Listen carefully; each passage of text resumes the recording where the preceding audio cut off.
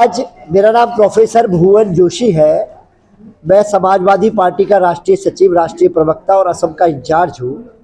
ये पहली मेरी असम की राजनीतिक यात्रा है और 21 फरवरी से 28 फरवरी कल तक मैं असम में रहूँगा और लगातार संगठन के विस्तार के लिए मैं हमारे जो प्रदेश अध्यक्ष है आदरणीय ब्रोजन हेडिक साहब और हमारे जो प्रमुख महासचिव है एडवोकेट नारायण दत्त साहब, इनके नेतृत्व में हम लोग असम में आगे बढ़ने का काम कर रहे हैं।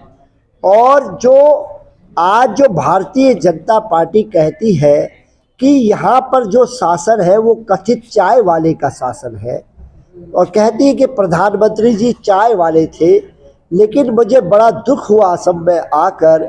अगर चाय वाले माननीय प्रधानमंत्री जी है, जो कि हम कथित कहते हैं, कथित means the pupils don't know Modi ji is chai wala, but Modi ji is himself saying that I am a chai wala.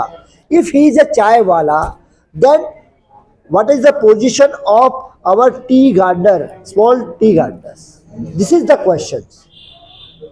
और जब हम ये पा रहे हैं कि जहाँ के जो चाय बागान के जो स्मॉल गार्डनर है उनकी हालत खराब ही नहीं बद से बदतर है, और जो सरकार ने वादा करा था, जो न्यूनतम मूल्य उनके लिए जो तय करा था, वो भी सरकार देने में असमर्थ है। और हेमंत बिस्वा साहब के लिए तो एक बात असम में बड़ी विख्यात है। सब लोग ये कहने का काम कह रहे हैं कि जिस राजा का जो राजा व्यापारी होता है उसकी प्रजा भिखारी होती है।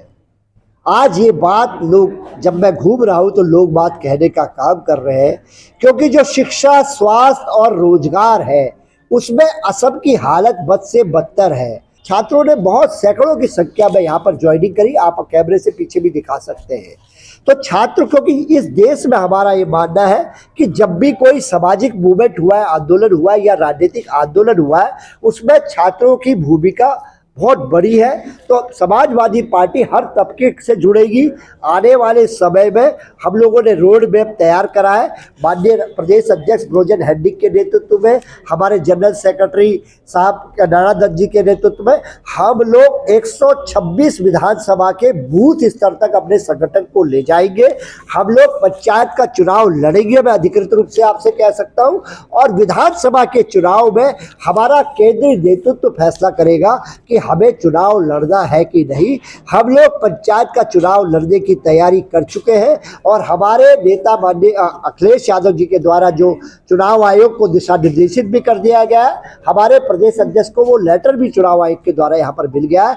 हम लोग साइकिल के सिंबल के साथ जनता की अदालत में जाएंगे और समाजवादी पार्टी एक नया विकल्प असम में बनेगी, ऐसी भावनाएं में है। प्रकार मैं उत्तर प्रदेश से आता हूँ। उत्तर प्रदेश में जो सरकार के खिलाफ लिखने लगता है, सरकार उसको जेल में डालने का काम करती है।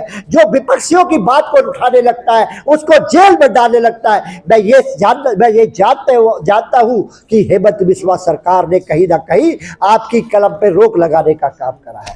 ये लोकतंत्र को कमजोर कर रहे हैं, संविधान को कमजोर कर रहे हैं, देश को कमजोर कर रहे हैं, हमारी संस्थाओं को, संवैधानिक संस्थाओं को कमजोर कर रहे हैं। किस प्रकार इन्होंने आपने देखने का काम करा कि चुनाव आयोग को भी अपनी कठपुतली बनाने का काम करा है।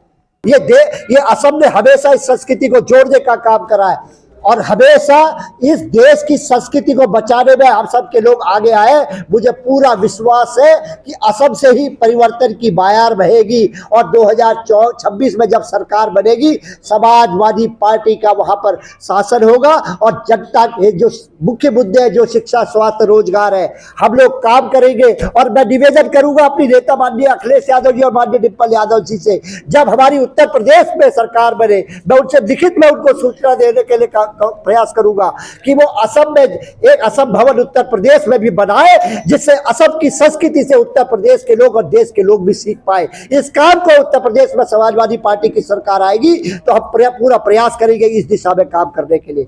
हम लोग 126 विधानसभा के बूथ स्तर तक अपने संगठन को मजबूत करेंगे। इस दिशा में हम लोग काम कर रहे हैं और जो विधानसभा में अलायंस होगा नहीं होगा ये केंद्रीय नेतृत्व का विषय है। मुझको और अध्यक्ष जी को, महामंत्री जी को पार्टी ने जिम्मेदारी दी है 126 विधानसभा के प्रत्येक बूथ तक जाकर पार्टी को मजबूत करना।